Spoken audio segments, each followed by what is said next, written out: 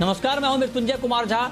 शाम के 5:30 बज चुके हैं और अगले आधे घंटे तक आपके सवालों का सबसे बड़ा मंच तैयार है। अगर आपने कमोडिटी में ट्रेड किया है या फिर नया ट्रेड करना चाहते हैं, जानना चाहते हैं कि आपके लिए कहां पर कमाई के मौके हैं, तो आप सवाल पूछिए।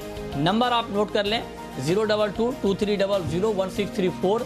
इसके अलावा आप 02223001635 पर भी अपना सवाल पूछ सकते हैं।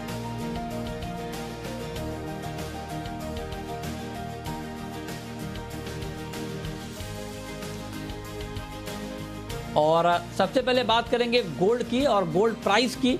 49,000 के ऊपर गोल्ड का मार्केट पहुंच चुका है, जो कि 4 महीने में गोल्ड का सबसे ज्यादा भाव है। 200 रुपए तक की मजबूती है। घरेलू बाजार में 4 महीने की ऊंचाई पर है, तो अंतर्राष्ट्रीय बाजार में 4.5 साल की ऊंचाई पर गोल्ड का प्राइस पहुंच चुका है।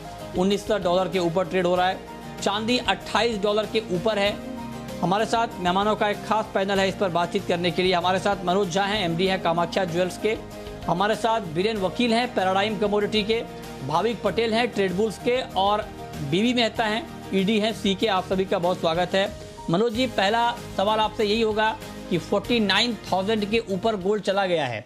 क्या 49,000 के ऊपर गोल्ड का मार्केट आपको टिकता हुआ दिख रहा है? नमस्कार मृत्युंजय जी। 49,000 नहीं, एक्चुअल मार्केट में तो ये 50,500 के ऊपर आ चुका है, जो फिजिकल मार्केट है। तो ये करीब GST इंक्लूड करके। हाँ जी, GST और TCS इंक्लूड करके अगर आप आज खरीदने जाएंगे तो आप 50,500 से 51,000 तक मिनिमम आपको गोल्ड पे करना पड़ेगा। तो जो गोल्ड ये ऑलरेडी 50,000 के ऊपर आ चुका है और ये 5-6 हजार की चाल चल चुका है। यहाँ देखने की बात यह है कि देखिए, रुपया अभी मजबूत है। जियोपॉलिटिकल टेंशन्स भी जो हैं वो भी ऑलमोस्ट पहले से नरम हुए हैं। इसके बावजूद भी गोल्ड का प्राइस ऊपर गया है। नो डाउट इन्फ्लेशन गोल्ड को जो अभी हाईएस्ट लेवल पे है ऑलमोस्ट 13 साल के US में, और ओवरऑल वर्ल्ड में जो भी कंज्यूमर सेंटिमेंट और होम सेल्स के जो डाटा आ रहे हैं वो काफी कमजोर आ रहे हैं। और आपने कई बार देखा है कि डॉलर का जो साइकोलॉजिकल एक लेवल है 90, उसके नीचे भी फिसलता हुआ नजर आ रहा है। तो ये सब गोल्ड प्राइस को मजबूती दे रहे हैं। लेकिन मेरा कहने का मतलब ये है कि गोल्ड यहाँ से भले ही थोड़ा बहुत मुनाफा वसूली 1-1.5-2 हजार रुपए का दिखा सकता है, क्योंकि ऑलमोस्ट गोल्ड ने $200 की चढ़ाई चढ़ लिए हैं। इंडियन रुपीज में 5 से 6 हजार रुपए की चढ़ाई चढ़ लिए हैं। लेकिन ये गोल्ड अब एक नई ऊंचाई की तरफ जा रहा है। मेरा खुद का ऐसा सोच है कि गोल्ड इस साल के एंड तक कम से कम 55 to 56,000 रुपीज जाना चाहिए, जैसे कि 2100 इन टर्म्स ऑफ डॉलर। अगर रुपया कमजोर हो गया किसी कारणवश, तो ये पिछले साल की ऊंचाई को भी क्रॉस कर सकता है और ऑलमोस्ट 60,000 तक भी पहुंच सकता है। लेकिन 55 to 56,000 तो हम बहुत इजीली देख रहे हैं। यहाँ पे एक मुनाफा वसूली जरूरी हो सकती है 51-52 हजार रुपए के आसपास। और ओवरऑल जो गोल्ड है उसमें इन्वेस्टमेंट अच्छी दिख रही है। ठीक है, तो 2 टारगेट मनोज जी की तरफ से यहाँ पर दिए गए हैं। एक 55 से 56 हजार का, अगर हालात ऐसे ही रहे। और उनका कहना है कि अगर रुपया और कमजोर हो गया तो आपको 60,000 का लेवल भी गोल्ड में साल के आखिर तक, मतलब ये कि अगले 6 महीने में आपको दिख सकता है। ये 2 टारगेट अपने जहन में आप रखिए। अच्छा, ये तो बहुत लंबे समय की बात हो गई, लेकिन आज अगर ट्रेड लेना हो बीरेन जी, तो गोल्ड में इस भाव पर 49 के ऊपर किस तरह का ट्रेड आप रिकमेंड करेंगे? करंट लेवल पे भी मैं बाइंग प्रेफर करूंगा। जो एग्रेसिव ट्रेडर है वो करंट लेवल पे भी जा सकते हैं। थोड़े कंजर्वेटिव, कम कंजर्वेटिव है तो 48,900 पे बाय करना चाहिए। 48,600 का स्टॉप लॉस होना चाहिए और 49,400-500 के आसपास का टारगेट रख सकते हैं। ठीक है भाविक जी, अगले 6 घंटे के लिए कोई ट्रेड गोल्ड में आपके पास? देखिए मृत्युंजय जी, अगर गोल्ड 49,000 के करीब आता है तो वहां से मैं लॉन्ग के रिकमेंड करूंगा। 49,350 का टारगेट और स्टॉप लॉस रख सकते हैं 48,700 का। मुझे आज भी लग रहा है कि गोल्ड में शाम को भी आई थिंक ऊपर ही जाएगा, पर ऑलरेडी 240 रुपये प्लस है। कल भी अच्छी खासी रिकवरी आई थी, तो एक 90 रुपये की अगर गिरावट आती है तो वहां से एक अच्छी मौके मिल सकता है गोल्ड पर लॉन्ग पोजीशन करने के लिए। अच्छा, ठीक है, तो ये राय है आपकी इंट्राडे के लिए। चलिए, ये तो गोल्ड प्राइस की बात हो गई, लेकिन आजकल एक बहुत मुद्दा गर्म है गोल्ड के मार्केट में, वो है हॉलमार्किंग का मुद्दा, और उसको लेकर लगातार बैठक हो रही है। 15 दिन अभी डेट बढ़ाई गई है, 15 जून से इसे मैंडेटरी करने की बात हो रही है। लगातार बैठकें हो रही हैं, कल एक मीटिंग हुई, एक मीटिंग कल होनी है गुरुवार को, और एक मीटिंग शनिवार को होनी है, जो कमेटी यहाँ पर बनाई गई है। मनोज जी, आप लोग तैयार हैं क्या हॉलमार्किंग के लिए 15 जून से? पहले हम तैयार हैं कि नहीं, उससे पहले मैं ये बताना चाहूंगा कि हमारी इंडस्ट्री इसको चाहती है लाना, लेकिन हर चीज का एक समय होता है। अच्छा, ये राइट टाइम नहीं है कि हॉलमार्किंग को मैंडेटरी करने का समय नहीं। आज आप जान रहे हैं ऑलरेडी इंडस्ट्री कितने बुरे दौर से गुजर, अंडर प्रेशर है। कोरोना वायरस की तकलीफें डेफिनेटली इस बार बहुत ज्यादा मार पड़ी है लोगों को, और अब जो लॉकडाउन के बाद खुलेगा ये मार्केट, तो ये एक नया ही दुनिया होगा, नया ही वर्ल्ड होगा। अब उस समय ईज ऑफ बिजनेस पहला इंपॉर्टेंट है। अगर ईज ऑफ बिजनेस नहीं सही तरीके से हुआ तो लोग जॉबलेस का जो काउंट है आपका बहुत बढ़ जाएगा। और दूसरी बात यह है कि जो हॉलमार्किंग ईज ऑफ बिजनेस तो कंज्यूमर के लिए भी होना चाहिए ना सर, लेकिन लोग पहले बिजनेसमैन तैयार तो होना चाहिए सही तरीके से बेचने के लिए। कंज्यूमर के फेवर में ही हॉलमार्किंग है, और हर ज्वेलर ही फेवर में है कंज्यूमर के, लेकिन हर चीज का एक वक्त होता है, जैसा कि आपको मैंने बताया। अच्छा, इसमें इतने एडमिनिस्ट्रेटिव इशू हैं, मैं बहुत सारे पॉइंट्स नहीं गिनाना चाहता हूँ कि ऑलरेडी आपके चैनल पे लोगों ने आके बताया है, लेकिन इसमें जितने कॉर्पोरेट्स हैं, बड़े लोग हैं, वो तो चाहते हैं हॉलमार्किंग। ऑलरेडी वो कितने सालों से हॉलमार्क ज्वेलरी बेच रहे हैं, लेकिन जो छोटे बिजनेसमैन हैं, जो अभी इसमें अच्छे तरह से, उसमें कोई इशू नहीं है, हाँ, उनको कोई तकलीफ नहीं आएगी, लेकिन जो मीडियम और छोटे लेवल के बिजनेसमैन हैं, उनके लिए बहुत सारे परेशानियां हैं। अभी जैसे ये 15 दिन बढ़ा दिया गया है, एक हाई लेवल कमेटी भी बनाई गई, आपको मालूम होगा, जिसकी बहुत सारी मीटिंग ऑलरेडी हो गई है और भी हो रही है। ये सब क्यों हुआ? आप जानते हैं 5 रिट पिटीशन ऑलरेडी कंट्री के अलग अलग जगहों पे किया गया है। नो डाउट आप मीडिया पे कई बार बोलते हैं कि इतनी बार तारीख पे तारीख दे रहे हैं, लेकिन जब से तारीख दे रहे हैं, 2019 से तारीख दे रहे हैं, उसके बाद तो आप देखो ना कि कोविड के कितने प्रॉब्लम्स आ गए हैं। ज्वेलर सांस नहीं ले पा रहा है कि दूसरे प्रॉब्लम आ जा रहे हैं। तो कम से कम 6-8 महीने सांस लेके ईज ऑफ बिजनेस रहे, उसके बाद उसमें धीरे धीरे इम्प्लीमेंट हो तो अच्छी बात है। नहीं तो जिस तरह से यूआईडी आ रहा है और बाकी चीजें आ रही है, तो ज्वेलरी इंडस्ट्री को बहुत बड़ी तकलीफ का सामना करना पड़ सकता है। डेफिनेटली हम लोग तैयार हैं। आप देखिए हर जगह रजिस्ट्रेशन हो रहे हैं।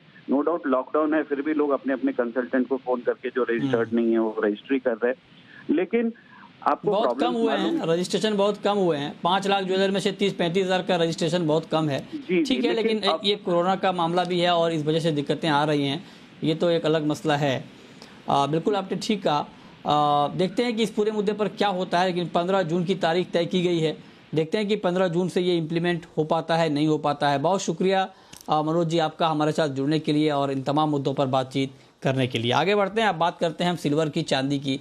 चांदी पर बीरेन जी आपका क्या ताज़ा आउटलुक है और यहाँ पर किस तरह का ट्रेड आप रिकमेंड करेंगे?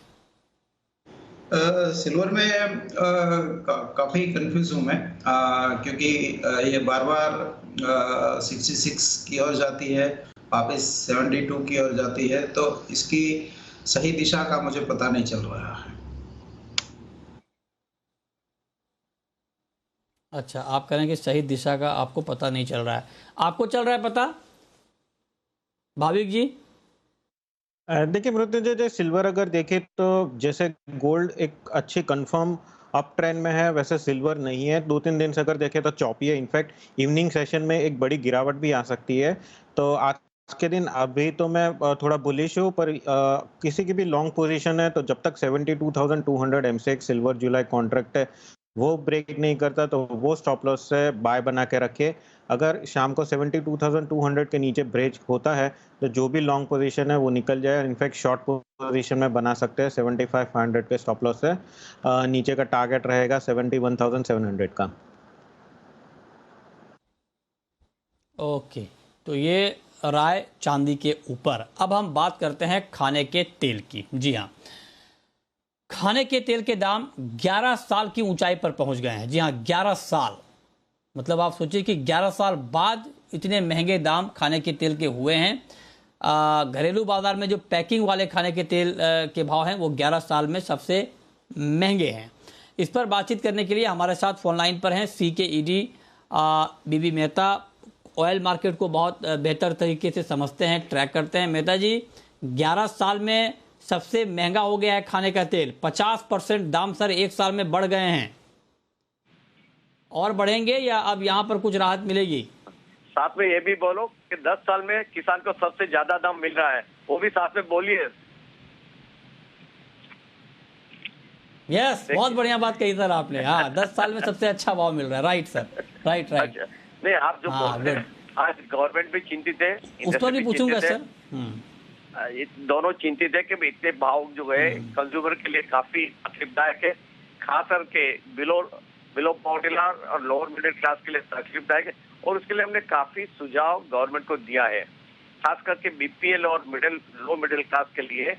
अगर PDS में सब्सिडाइज करके 30 या 40% सब्सिडाइज करके अगर उनको तेल दिया जाए तो काफी उनको राहत मिलेगी। दूसरा भी और भी सुझाव दिया हुआ है, जो खास करके ये जो टैरिफ वैल्यू है वो अगर फ्रीज किया जाए लोअर लेवल पे तो उसके भी 5 से 6 हजार रुपए का दाम और कम हो सकता है। एग्रीकल्चर सेस जो लगाई है, जरूरत पड़े तो उसको भी थोड़ी कटौती कर सकते हैं। तो ऐसे काफी, और ड्यूटी भी अगर जरूरत पड़े तो ड्यूटी भी कट कर सकते हैं।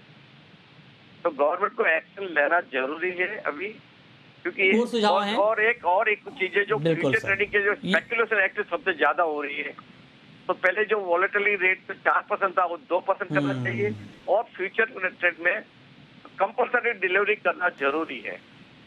अगर हम एक साथ पैकेज एक्शन लेंगे तो डेफिनेटली जो तेल के दाम ऊपर है वो नीचे आएगा ही।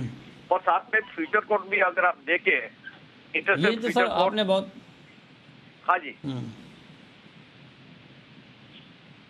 जी, ये आपने बहुत महत्वपूर्ण सुझाव दिए हैं। और जाहिर तौर पे अगर ये सुझाव माने जाते हैं तो तेल के दाम कम होंगे। और ये जो आपने उपाय बताए हैं ये फौरी राहत के उपाय हैं कि अगर आप PDS के जरिए तेल दे दें या एग्रीकल्चर सेस कम कर दें या टैरिफ को फ्रीज कर दें तो इसका एक इमीडिएट इम्पैक्ट आएगा।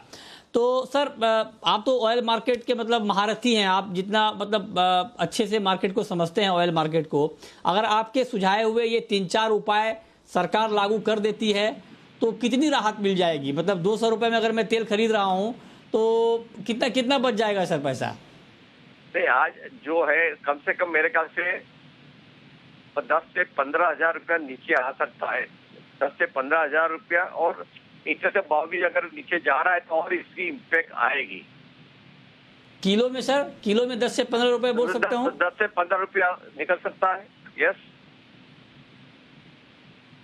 अच्छा, ओके।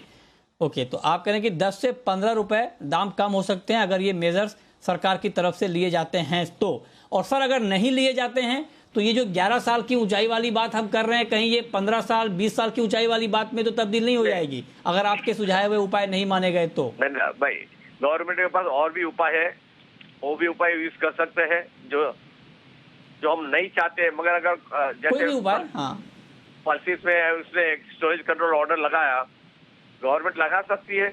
हम नहीं चाहते हैं, तो इंडस्ट्री वो एडवाइजेबल नहीं है, क्योंकि उसका नुकसान ज्यादा है, फायदा कम है। और गवर्नमेंट है, गवर्नमेंट के पास अगर तेल के दाम नीचे कम नहीं हुए तो गवर्नमेंट को एक्शन लेना ही पड़ेगा। जो उसके हाथ में एक्शन है वो लेना पड़ेगा, क्योंकि ये प्राइस जो है कंज्यूमर काफी महंगी है। और जैसे आपने बताया कि 10 साल से ये कीमत, सही बात है, काफी कीमत बढ़ी है और चिंता का विषय भी है गवर्नमेंट के लिए और इंडस्ट्री के लिए। और इंडस्ट्री की भी तकलीफ हो रही है, क्योंकि मेरी वर्किंग कैपिटल पहले में जो सपोज मेरे पास 10 करोड़ था, उसमें मेरे को 5000 टन तेल आता था, अभी 10 करोड़ में 2500 तेल आता है। तो वर्किंग कैपिटल भी आधी हो गई, तो वो भी इंडस्ट्री को तकलीफ। और ऐसा नहीं है कि इंडस्ट्री में पैसा बढ़ रहा है, इंडस्ट्री भी डिस्पैरिटी में चल रही है, तो सबको तकलीफ है। तो जरूर गवर्नमेंट को एक्शन लेना जरूरी है। और खास करके मैं रिपीट कर रहा हूँ, जो स्पेक्युलर, क्यों आज भी गवर्नमेंट ऑफ इंडिया का नया डेटा है अपना प्रोडक्शन का, वो बोल रहे 13 मिलियन टन सोयाबीन है।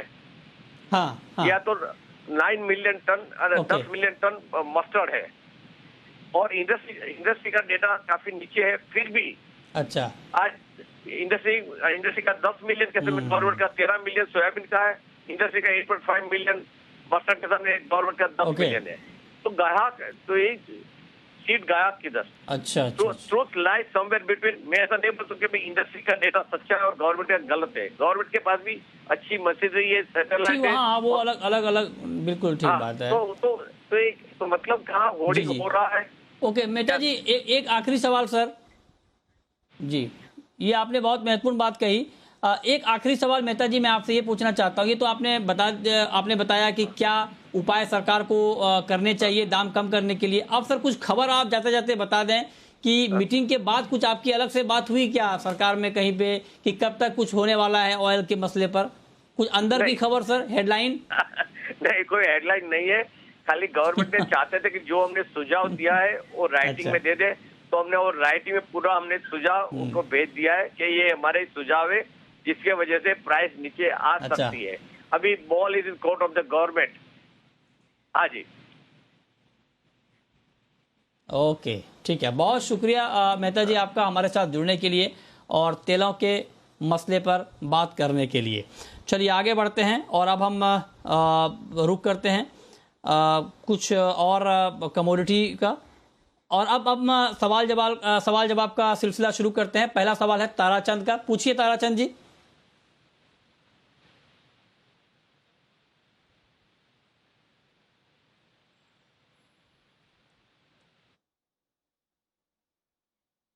अच्छा, लगता है हमारा संपर्क उनसे नहीं हो पा रहा है। मेटल मार्केट में आज के लिए भाविक जी आपका कोई ट्रेड? देखिए मेटल में जिंक मुझे आज अच्छा लग रहा है, तो जिंक जो जून कॉन्ट्रैक्ट है उसमें अगर 230 के करीब आता है तो वहाँ से मैं लॉन्ग की पोजीशन के रिकमेंड करूँगा इंट्राडे 235.50 के टारगेट के लिए, और स्टॉप लॉस रख सकते हैं 231 का। बाकी सारे बेस मेटल में एक जिंक और निकल, ये दो मुझे आज के दिन फेवरेट लग रहे हैं। ओके चलिए, राहुल इस वक्त हमारे साथ जुड़ रहे हैं कॉलर। राहुल पूछिए, क्या पूछना चाहते हैं आप? सर मेरी निखिल जी से पूछना चाह रहा हूँ, मेरी 1249 में 5 निखिल माइनस हुई है सर, 5 लॉट। अच्छा, निकल आपने माइनस किया है 1249 में। जी सर। ठीक है, बताइए बीरेन जी क्या करना चाहिए इनको? करंट लेवल पे उनके कॉस्ट टू कॉस्ट ही ऑलमोस्ट मैं एग्जिट करना प्रेफर करूंगा, क्योंकि मैं हल्का सा बुलिश हूँ इसमें। एक चाइना गवर्नमेंट काफ़ी क्रैकडाउन है, सख्ती बरत रही है, तो कमोडिटीज में डिसेंट करेक्शन आया है, बट ये पैनिक 1-2 दिन में थोड़ा ठीक हो जाना चाहिए। टेम्पररी रेंज 1220-1260 की है, तो मैं 1230 का आज का मेरा कॉल भी 1230 के आसपास का निकल का बाइंग का कॉल है 1260 के टारगेट से। अच्छा ठीक है, तो ये राय आपकी है कि अभी क्या करना चाहिए इसमें। कैलाश चंद्र मोदी इस वक्त हमारे साथ जुड़ रहे हैं। बताइए कैलाश जी, पूछिए। नमस्कार सर। सर मैंने क्रूड 2 लॉट 4678 में नमस्कार, सेल कर रखे हैं, शॉर्ट कर रखे हैं, क्या करना चाहिए? 2 लॉट। अच्छा 2 लॉट, बताइए भाविक जी क्या करना चाहिए इनको? देखिए क्रूड में एक अच्छी खासी रैली भी आ चुकी है, और अभी आज के दिन तो अगर देखें तो एक मेजर कंसोलिडेशन में ही है। तो मैं कहूँगा कि 48-45 का जो आज का हाई है वो स्टॉप लॉस से उनकी शॉर्ट पोजीशन बने रही है, क्योंकि आज शायद अगर क्रूड की इन्वेंट्री है उसमें अगर ज़्यादा आता है तो थोड़ी बहुत करेक्शन भी आ सकती है। तो आई थिंक 48-45 के स्टॉप लॉस से होल्ड कीजिए। नीचे 47-70 से 47-60 के करीब आता है तो वहाँ पे आपकी शॉर्ट पोजीशन है वो बुक कर लीजिए। ठीक है, अगला सवाल है जितेंद्र कुमार का। पूछिए जितेंद्र जी। हेलो हेलो जी जी पूछें। सर मेरा सवाल है वो सीपीओ पे वो क्या रहा है? क्रूड पाम तेल पर आप जानना चाहते हैं, बताइए भाविक जी क्रूड पाम तेल में अभी क्या होने वाला है? देखिए क्रूड पाम तेल अभी भी फिलहाल तो मुझे थोड़ा बहुत न्यूट्रल लग रहा है, क्योंकि 2 दिन से अगर देखें तो इतनी मूवमेंट है नहीं, साइडवेज ही है। तो 1168 एक मेजर सपोर्ट आ रहा है। अगर 1168 के नीचे जाता है तो मुझे लग रहा है कि वापस थोड़ी करेक्शन आ सकती है, वरना अपसाइड मेरा अभी भी 1220 से 1225 का टारगेट रहेगा। मुझे मेजर करेक्शन नहीं लग रही जब तक 1168 के नीचे नहीं जाता। ठीक है, अगला सवाल है अमूल का। पूछिए अमूल। Hello hello sir. जी पूछें। सर मुझे चने के बारे में पूछना था कि चने के जो रेट है यहाँ से अभी पिछली बार थोड़े से कम हुए थे, तो और आगे बढ़ेंगे या और नीचे आ सकते हैं? बताइए बीरेन जी सर, चने में अभी क्या लग रहा है आपको आगे? एमएसपी के ऑलमोस्ट कुछ जगह पे एमएसपी के नीचे मार्केट आ गया है। तो गवर्नमेंट की बाइंग भी एमपी राजस्थान में हो रही है प्रोक्योरमेंट एमएसपी पे। ऐसा लग रहा है कि जो पैनिक आया था 3-4 दिन पहले स्टोरेज ऑर्डर का, और वो अब थोड़ा थम गया है। मीडियम टर्म हॉरिजन में यानी एक आध महीने में वापस 5400-5500 तक आना चाहिए। ठीक है, तो ये राय आपकी चने पर है। लेकिन अब आपको एक खबर और बता दें कि 2020-21 में रिकॉर्ड अनाज उत्पादन का अनुमान लगाया गया है। 30 करोड़ 54 लाख टन खाद्यान्न उत्पादन रहने का अनुमान कृषि मंत्रालय ने जताया है। 2019-20 में 29 करोड़ 75 लाख टन का उत्पादन हुआ था। तो पिछले साल के मुकाबले 2.5% से ज़्यादा उत्पादन बढ़ने की संभावना जताई गई है। चावल का उत्पादन 12 करोड़ 15 लाख टन रहने का अनुमान है। गेहूं का उत्पादन 10 करोड़ 88 लाख टन रहने का अनुमान लगाया गया है। तिलहन का उत्पादन 3 करोड़ 66 लाख टन रहने की संभावना जताई गई है। बेहतर मानसून से उत्पादन में बढ़ोतरी की बात की जा रही है। और अब वक्त है रैपिड फायर राउंड का।